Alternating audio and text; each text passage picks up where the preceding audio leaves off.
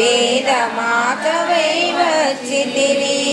శ్వేతవస్త్రము ధరించి అక్షరమాలను పట్టుకొని భక్తి మార్గము చూపితివి. జ్ఞాన జ్యోతిని నిలిపితివి. నిత్య అన్నదానేశ్వరిగా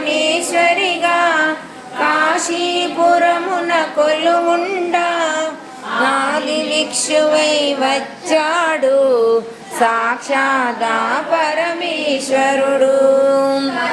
భవన సంచారినిగా కామేశ్వరుని కలత్రముగా కామితార్థ ప్రదాయినిగా కంచి కామాక్షివైనావు.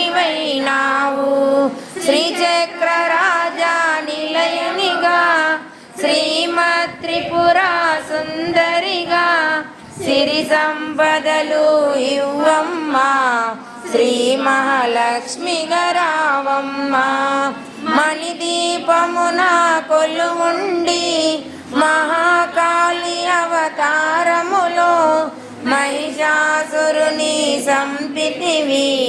ముల్లోకాలను ఏలితివి.